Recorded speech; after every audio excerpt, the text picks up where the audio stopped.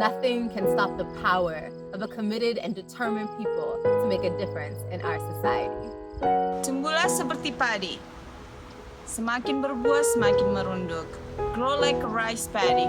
The more you have knowledge, the humble you become.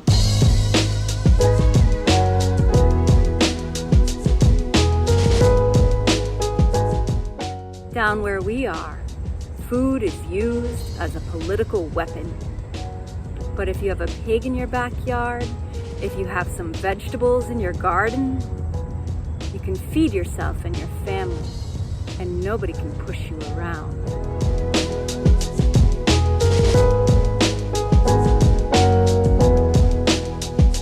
Revolution is based on land. Land is the basis of freedom, justice, and equality. I was raised pulling food out of earth. I know where joy comes from, how to make it. Until I am free, you are not free either.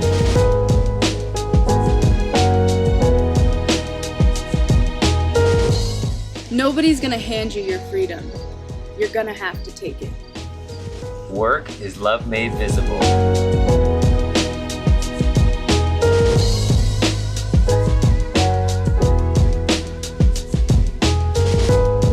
Perdón, si cuando quiero contar mi vida es tierra lo que cuento.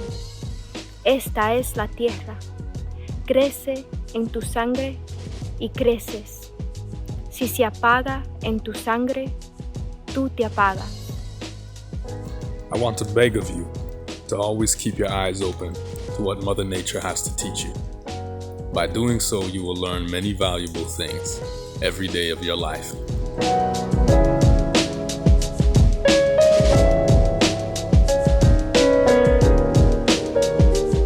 I don't have a minute to hate. I will pursue justice for the rest of my life. The moment we choose to love, we begin to move towards freedom, to act in ways that liberate ourselves and others.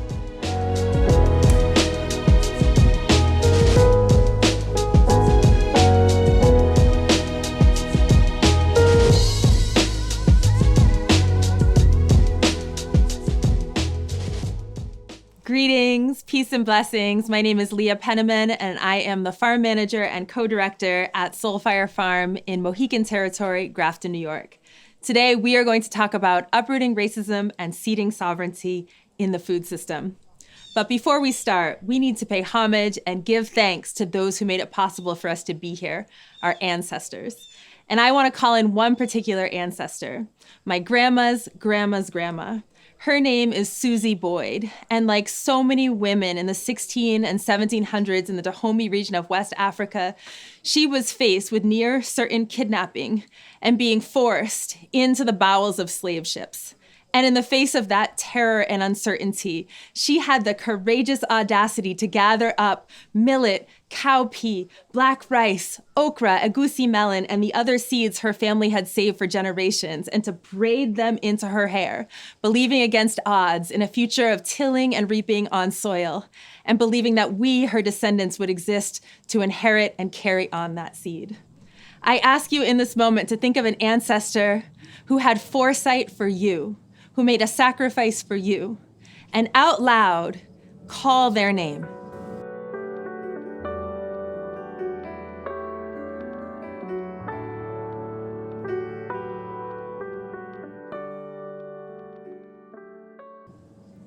Ashe. I also want to pay homage and give thanks and acknowledge the original peoples of the land upon which I stand right now. This is Stockbridge, Munsee Mohican Territory, and Haudenosaunee Territory. Many of the first peoples of this land were forcibly removed in the 1800s to a small reservation in northern Wisconsin. I'm not just saying their names as an empty acknowledgement, but as a pledge of solidarity. We have a relationship with the Mohican people on their terms that includes a cultural respect easement, seed exchange, and voluntary taxation. I welcome you to enter into a relationship of solidarity with the people upon whose stolen land you now sit. The third thank you I want to give before we embark on our storytelling is to my team. In the US, we have this hero-industrial complex where we think Martin Luther King was the civil rights movement or Vandana Shiva is ecofeminism. But the truth is, none of us gets anywhere by ourselves. I'm here because of Kiani and Naima, because of Justin and Jonah and Larissa and Brooke and the whole Soulfire team. And I also give thanks for your teams, the people who are mucking out the chicken stalls right now so that you can be here listening to this lecture. So along with the seeds that our ancestors braided into their hair, they braided knowledge and wisdom of right relationship with the earth and with human communities. So many of the organic agricultural practices that we cherish and take for granted as either European or ahistoric actually have Afro-Indigenous roots. Things like vermicomposting, things like terracing, raised beds, cover cropping, no-till systems, integrating livestock fertility with rice paddies, transplanting, fermentation. These amazing technologies that allow us to feed our communities without trashing the planet came with our ancestors across the Atlantic. When our ancestors got here, they tragically found that this food system was not rooted in a respect for ecosystems and for human communities, but instead was rooted in stolen land and exploited labor. And any aspect of the food system that you look at, from land to labor to ecology to capital to access to food, you see racial disparities baked into the very DNA. And we have to go all the way back to 1455 to understand the origins of this tragedy. This is when Pope Nicholas of the Catholic Church put out a decree called the Doctrine of Discovery that said that white Christian nations not only had the right, but the obligation to go forth, enslave, pillage, and steal the lands of non-Christian, non-white nations who were seen as less than human. This doctrine of discovery became the basis for U.S. property law, upheld by the Supreme Court from 1823 all the way to 2005, and used as justification for dispossessing indigenous people of 150 billion acres of land, pushing off the buffalo, destroying ecosystems, and planting a flag to claim sovereignty for the colonizer. Stolen land and exploited labor became the DNA of the U.S. food system. We know that 12.5 million African people survived the journey across the Atlantic in the bowels of slave ships. Millions more perished in the waters. And contrary to popular mythology, Black people weren't stolen for strong backs and bulging biceps, but actually for our agricultural expertise. It is brick cold in Northern Europe. That's not where you grow indigo, cotton, sugar, and tobacco. It's not where you grow rice paddies. And so slavers targeted agricultural experts across Western and Central Africa in order to bring that expertise to build the $10 trillion agricultural industry of the, quote, New World. They specifically stole Mende and Wolof rice farmers to establish the rice paddies of the Carolinas that made those communities so wealthy. And it would be a relief to think that after the formal end of chattel slavery in 1865, that somehow the United States had a moment of reckoning and said, this food system rooted in stolen land and exploited labor, it's got to change. But unfortunately, that exploitation just morphed into new forms. The South was in a complete freak out after the end of the Civil War, fearing that they would lose their access to free and exploitable labor. So they exploited a loophole in the 13th Amendment, which said that slavery is outlawed except in the case where a person has been convicted of a crime. So new crimes came onto the books called the Black Codes. For the first time, it was illegal to loiter. Now, loitering means standing around. For the first time, it was illegal to be a vagrant. Vagrancy is a fancy way of saying unemployment, specifically not having a year-long contract on a plantation. It became illegal not to be industrious and honest, the punishment for which was to have your children stolen away from you and apprenticed to their former masters. The prisons filled with Black people, not for actual crimes, but for these imagined crimes, which then allowed them to be leased back to the plantation, back to the mines, and back to the railroads, a practice so common that in the late 1800s, over 75% of Alabama's state budget came from leasing Black bodies to plantations. And recently, 2019 to 2020, we have seen a resurgence of this practice of convict leasing because of the draconian immigration policies under the 45 administration. There's a shortage of pickers on the plantation. And so Black men are once again put out to the fields for no and low pay to bring food to the tables of America. Now, those people who were not forced on the plantations through convict leasing stayed on the plantations through sharecropping, which is a debt peonage system where the one who calls themselves master and owner literally owns the mule, the seeds, the house, the clothing on the back of the farmers, the tools and equipment, all the things that make it possible to bring in a cotton crop. And those workers toil 7 days a week on that cotton crop, and they have to pay back the owner at the end of the year in a share of the cotton. But unfortunately, the scales were tipped both literally and figuratively, so most sharecroppers were in more debt at the end of the year than they were at the beginning. And they were so impoverished that a very rare niacin deficiency disease called pellagra was rampant among the sharecroppers. This is what radicalized Fannie Lou Hamer.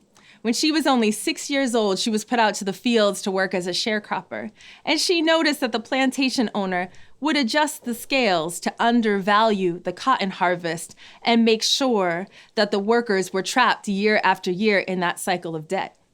She went in the night and adjusted the scales back to correct. And in her memoir says, that is the moment I became an activist. Now, something that astounds me is despite all of the obstacles against our people, the sharecropping, the tenant farming, the convict leasing, the just been out of slavery, right? Somehow that yearning for land lit a fire that could not be quenched. You know, when our ancestors in 1865 met with General Sherman of the Union Army and he said, "What is it y'all need?" They responded, "What we need are homes and the ground beneath them, so that we can plant fruit trees and say to our children, these are ours." And so they saved up their money for generations, working second and third jobs off the plantation, so that by 1910, they finally could purchase almost 16 million acres of land in aggregate, which represented 14% of the nation's farms and the peak of Black land ownership.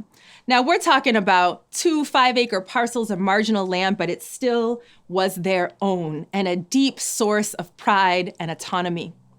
Now, as you can imagine, in the South at that time, there was really no greater threat than Black economic independence. And so the backlash against this trend of Black land ownership was swift and severe. The Whitecaps, the Ku Klux Klan, the White Citizens Council, they came out in force, burning crosses, shooting people, lynching people, threatening people. In fact, there are over 4,000 documented cases of Black people losing their lives for being too uppity as independent business owners and having their land stolen from right out under their murdered bodies.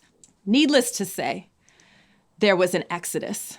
So we're often taught in the history books that the Great Migration, when 6 million Black people fled the South to the paved streets of the urban North, that somehow they were seeking opportunities in factories. We are not often told that this is a refugee crisis, people fleeing for their lives. So of course, there was a labor vacuum left behind on the plantation. And the United States, addicted to stolen land and exploited labor, thought about who next can we have to bend their backs over these fields and feed us. And they turned overseas, to the Philippines, to China, to Mexico, to Jamaica, to Guatemala. And through programs like Bracero, H2, and H2A, which are all migrant guest worker programs, created these restrictive visas that brought workers over to do work that many Americans would refuse to do. A story. A friend of mine teaches at an agricultural university in the Midwest. The classroom is filled with students, all aspiring farmers, all eager for a life on land. The professor says to the students, "How much would you need to be paid by the hour to work in the meat packing plant in town? $10 an hour, 15, 20, 40?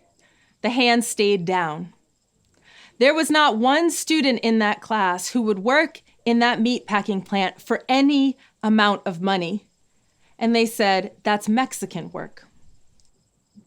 I can shake my head and tisk at that comment, but I have to ask myself, in what ways am I complicit with a food system that relies on creating climate chaos, warfare, and economic deprivation so severe across the so-called borders of the so-called United States that indigenous people would leave land that they own and families that they love as much as you love your own family to cross a dangerous border into an uncertain and hostile territory, to stoop over the fields, to kill 2,000 hogs a day in a meat packing plant that none of y'all would work at for any amount of money, and nor would I. And that is how over 85% of our food gets to our plates, through that system of deprivation. And it is baked in to US law. In the 1930s, when white Americans were celebrating the dawn of a new era for labor under FDR's New Deal, we finally had Social Security. We had the 8-hour workday. We had child labor protections. We had the right to unionize. We had the right to a day off so we could rest and be with our families. At that very same time, Black and brown workers, farm workers, agricultural workers, food workers, domestic workers were excluded from those provisions. And to this day, the Fair Labor Standards Act and the National Labor Relations Act do not include the people who do arguably the most important work for our society, which is to feed us. That is the system in which we are complicit. Not all the Black farmers fled. Many people stayed and held on to their few acres of land and held on to their autonomy and dignity as best they could. But they were confronted with another enemy. And tragically, that enemy was the federal government itself in the form of the U.S. Department of Agriculture. The USDA is responsible for supporting the American farmer through crop allotments, loans, grants, and technical assistance. Yet systematically, they denied this support to Black farmers over generations, while white farmers got those resources. So after 2 years of drought, a white farmer would go down to their county agent office and fill out an application for irrigation and receive that resource on the spot. Whereas the Black farmer would either never hear back or hear back so late that the seed could not be planted that year. And during the civil rights movement, these USDA programs were sharpened into weapons to punish civil rights activity. So if it was found out that you registered to vote as a Black farmer, joined the NAACP, signed a petition, your application would be thrown in the trash right in front of your face. Generations of this resulted in massive foreclosures, to the point where the U.S. Commission of Civil Rights in the 1960s said that the federal government was the #1 cause of the decline of the Black farmer and would have the blood of the extinction of the Black farmer on their hands. Now, the Black farmers rose up. They sued the government. And in the 1999 Pigford v. Glickman case, they actually won the largest civil rights settlement in the history of this country at $2.3 billion. Now, granted, it was too little too late. With a median payout of $50,000, you can barely get your tractor back, and certainly not your lands. And most of the plaintiffs by then were in their 80s and 90s, too tired to start over. But the thing is that this case proved that the decline of the Black farmer from 14% of the nation's farmers to just over 1% today was not because we didn't know how to farm, because we didn't want to farm, because we didn't love and yearn for the land, but because whole systems of racist oppression were stacked up to expel us from that land that held our blood. Racism in the North looks a little different. We don't have the cross burnings and the lynchings, but we do have the police violence and the redlining. So when our ancestors came up to the paved streets of Pittsburgh and New York and Boston, what they found is that they couldn't become land and homeowners even here. Because back in the 1930s, the federal government had actually commissioned maps to be made that ranked neighborhoods from most desirable for banks to lend to down to least desirable, with Black and brown communities outlined in red and banks told do not lend. At the same time, they issued zoning regulations to prevent the, quote, intermixing of inharmonious racial groups, right next to the section on nuisance livestock. So Black people were ghettoized within the red lines, and they could not own homes within the red lines. This was especially poignant at the end of World War II, when the GI Bill came out and white soldiers coming home from the war could enjoy 0% mortgages, courtesy of the federal government. In our area alone in upstate New York, 67,000 of these free mortgages were given out, yet less than 100 went to any person or any family that was non-white because of redlining. Now, you might think, what does this have to do with food? But here's the thing. 80% of wealth in this country is inherited, and most of that is property. So it's no accident that these very same redlined zip codes are the zip codes where it's hard to access quality education. It's hard to find fresh food. People are incarcerated at dramatic rates because of over-policing. In fact, the zip code that you live in is the #1 determiner of your life expectancy in America today. Our communities are just as segregated now as they were before the Housing Rights Act was passed. That means that a white baby born today, on average, is 16 times wealthier when they draw their first breath than a black child born today. And it's not because that white child was doing calisthenics in the womb and taking financial literacy classes before they came out, right? It is because that wealth was passed down, that unearned privilege was passed down through boosts and blocks through generations. It brings us to where we are today, where farm workers who are Latinx and Hispanic comprise over 85% of the labor that brings food to our tables, yet only 2% of the management, and still do not have basic labor protections like overtime pay, the right to unionize, and the right to a day of rest. It brings us to where we are today, where 98% of the rural land in this country is white-owned. I'm going to say that again. 98% of the ground in this country that can grow food is white-owned, which is actually more racially skewed than ever before in our history. Not because we don't love and yearn for the land, but because the land was wrested out from underneath us and passed down among the privileged few. And it brings us to where we are today, where I think it's no accident that the way we've treated the human beings who are closest to the earth is echoed and amplified in the way we treat the earth herself, right?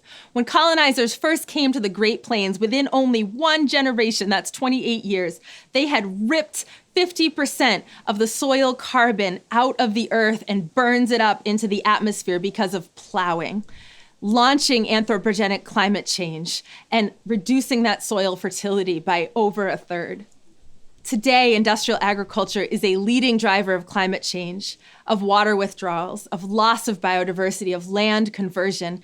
And again, it's not that we don't know how to grow food in a way that nourishes community and the planet. Remember the seeds in our ancestors' hair.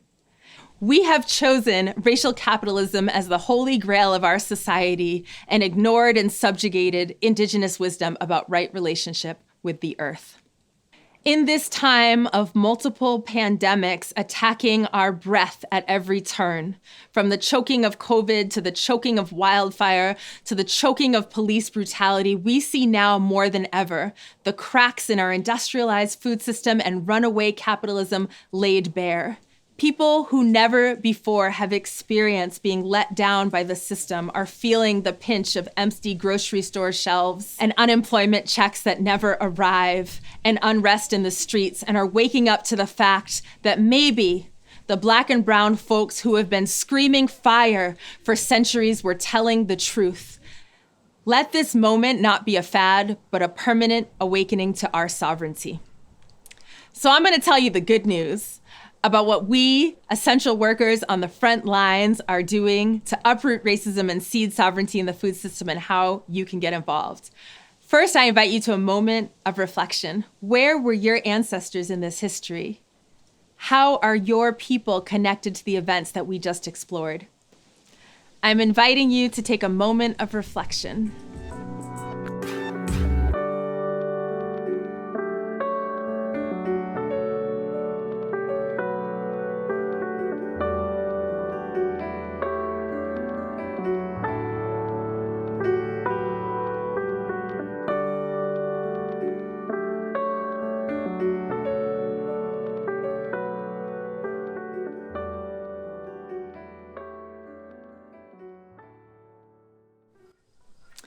The good news is that whenever there was oppression and subjugation of our people, there was resistance and creative uprising wider, deeper, and more powerful than that oppression. There were those in every generation who remembered the legacy of the seeds braided into our ancestors' hair and passed down as legacy to us. Back in 2005, when we started dreaming up Soulfire Farm, we asked ourselves, what would it be like to start a farm for the people based on this legacy? Based on the challenge that Fannie Lou Hamer put forth to us, saying, if you have 400 quarts of greens and gumbo soup canned for the winter, nobody can push you around or tell you what to say or do. And this idea that to be truly free, we need to feed ourselves became the basis of the work at Soulfire Farm. We looked back at the generations of ancestors who had not forgotten the legacy of the seeds braided into the hair. Ancestors like Dr. George Washington Carver, one of the founders of regenerative and organic agriculture in this country in the late 1800s, 2 whole generations before Rodale, the so-called founder of organics.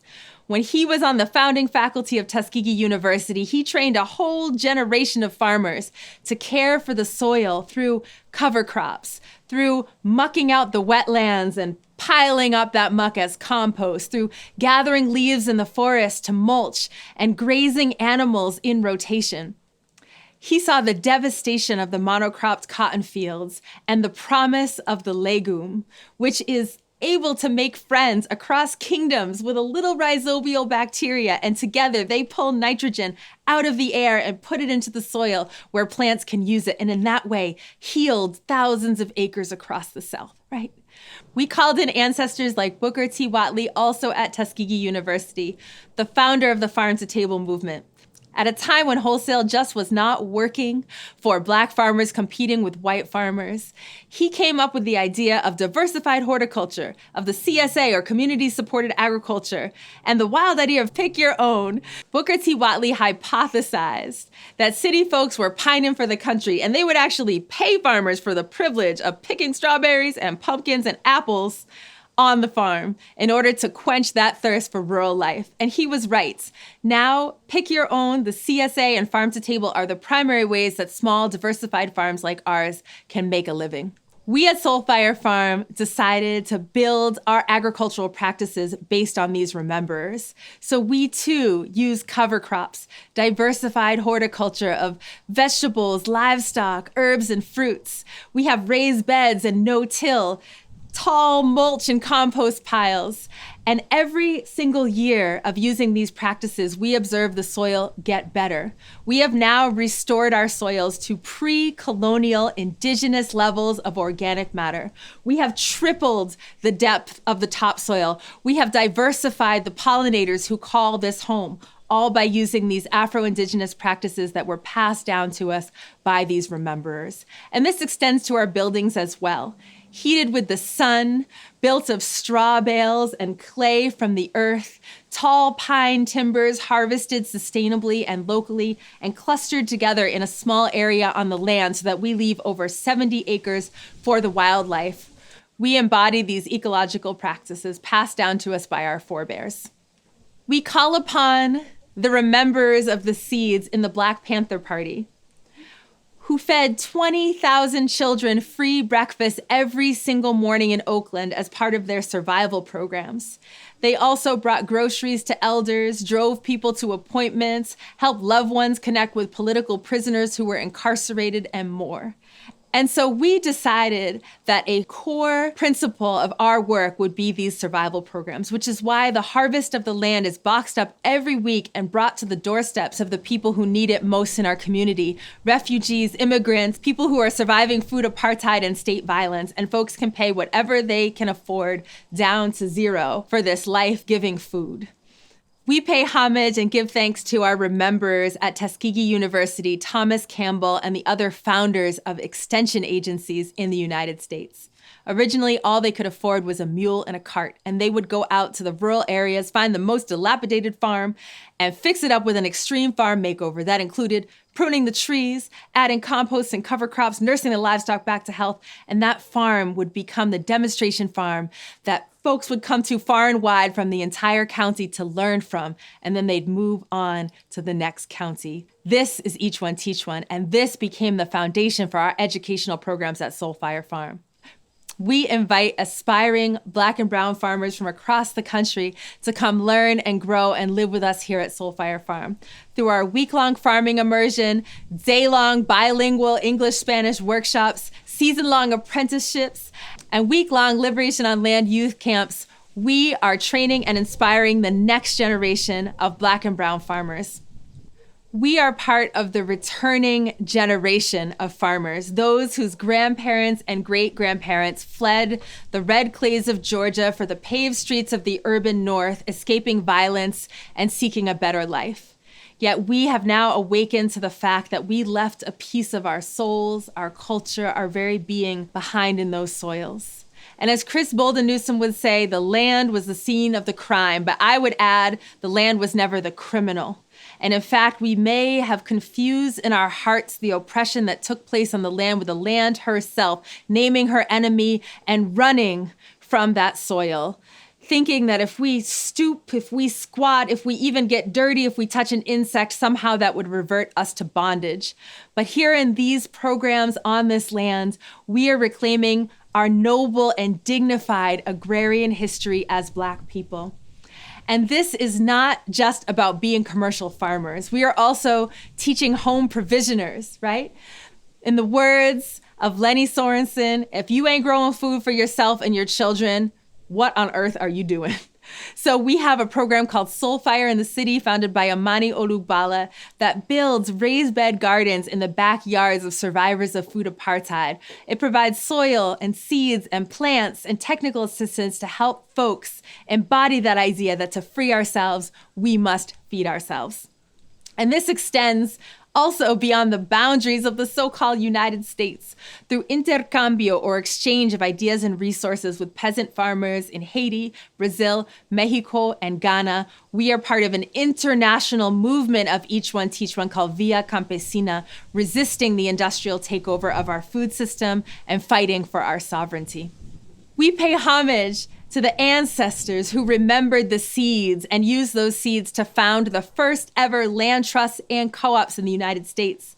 Ancestors like Fannie Lou Hamer, who was teased for having cans of peaches and gumbo soup lining the walls of her home, even as she mobilized for the right to vote and for the right to have a seat in the Democratic Party. But she believed that to get free, we must feed ourselves, and so founded the Freedom Farm in Sunflower County, Mississippi, where sharecroppers who'd been kicked off the land for the audacity to register to vote could find a home and co-ownership of land.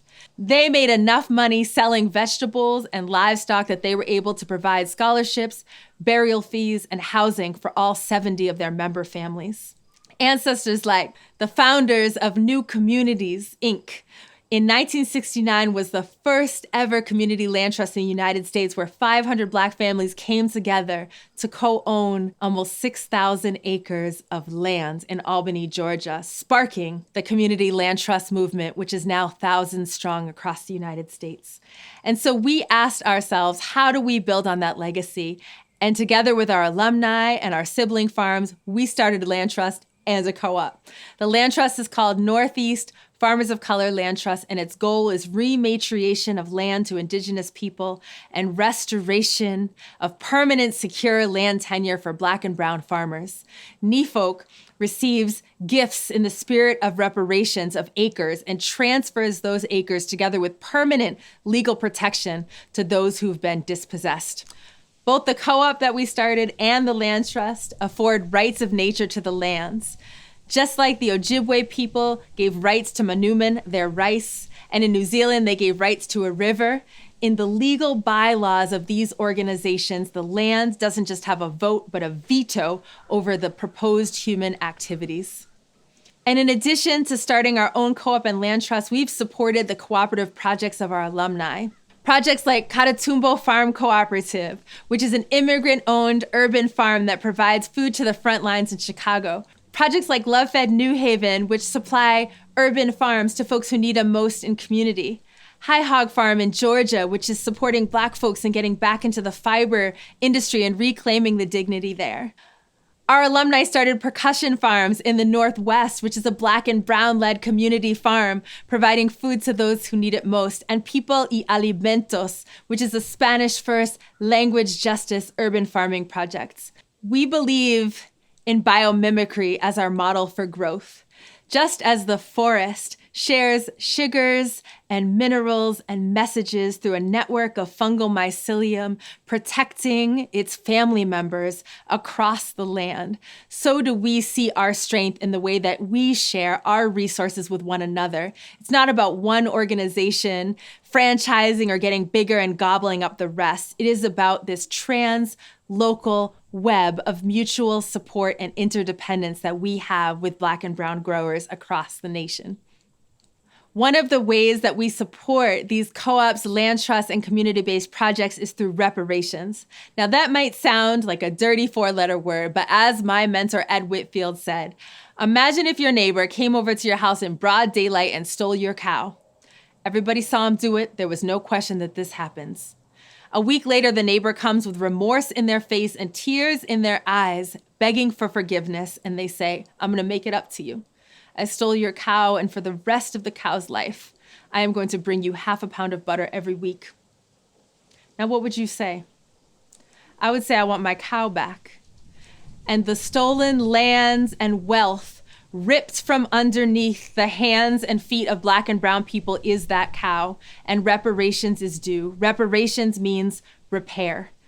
And so until the government catches up and passes HR 40 and institutes wholesale reparations, we are doing people-to-people reparations. You can check out the reparations map, where you can find Black and Brown-led projects all across the country that need support, and go ahead and give what is due. We pay homage to those who remembered the seed braids and were instrumental in the civil rights movement. There quite literally would be no civil rights movement without the Black farmers who provided the housing, the legal protection, the lookout, the meeting space, the food for those activists who were engaged in Freedom Summer and the surrounding struggles. So we asked ourselves, how do we build upon this organizing energy of the civil rights movement, of the Immaculate workers, of the United Farm Workers, of the Haitian peasant movement, and go beyond just what we can do here on this sacred ground towards how we can impact system change and societal change? Together with our comrades at the National Black Food Injustice Alliance and the Heal Food Alliance, we are advocating to change the fundamental structures of our food system through advocacy. We contributed to language for the Green New Deal, for the Breathe Acts, and for new legislation coming out called the 2020 Justice for Black Farmers Act. We helped to create the Black Farmer Fund, which is a finance vehicle to support Black farmers in places where the USDA has fallen short, and to band together with farm workers across the nation for the 2020 Fairness for Farm Workers Act. And we are hopeful.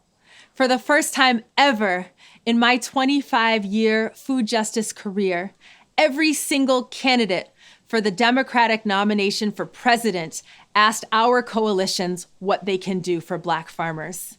Times are changing, and a new world is possible.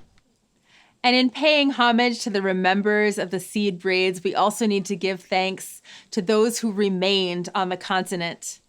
The Queen Mothers of the Dahomey region of West Africa and my personal teachers.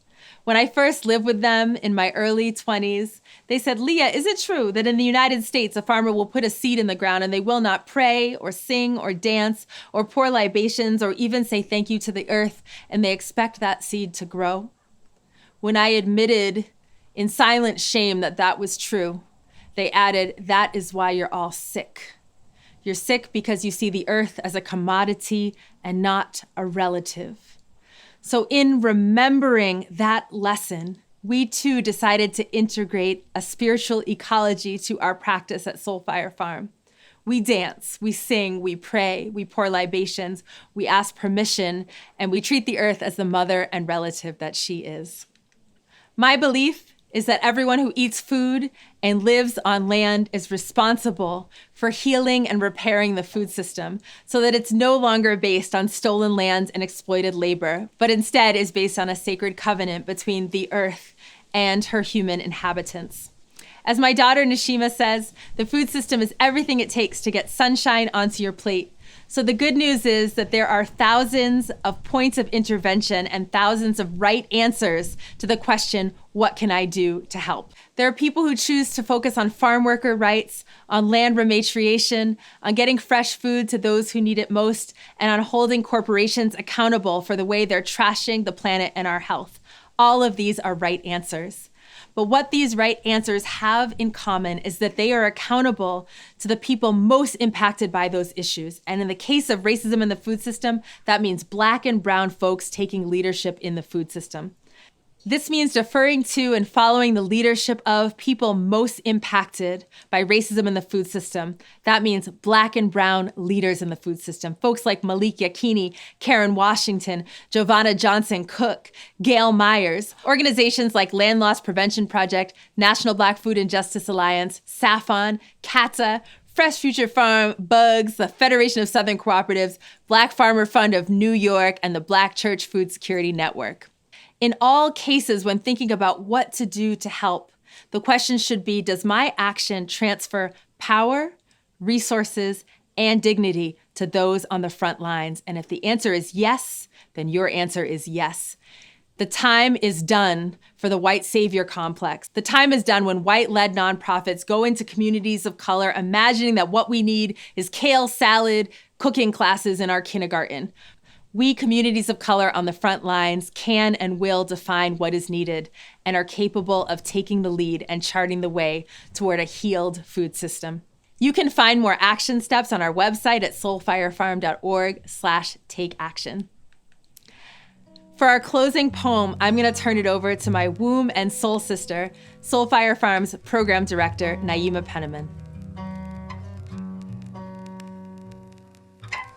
Every patch of earth, unencumbered by concrete, where soil and atmosphere meet, be a portal to presence, a terrain of remembrance, a vote for survival in an unpromised future. These gardens are blueprints of interdependent destiny, intergenerational memory, saving seeds for food as remedy, reclaiming our great-great-great-grandmother's recipes, our ancestral technologies, Afro-Indigenous agroecology, dirt under fingernails, no shame or apology.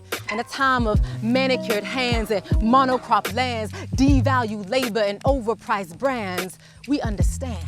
Our food is grown in faraway places under neo-slavery, shipped thousands of miles by underslept drivers, prepared by dignified immigrants, diminished on night shifts, supper delivered to our doorsteps from a swipe of our fingerprints, stripped of virtue and nutrients.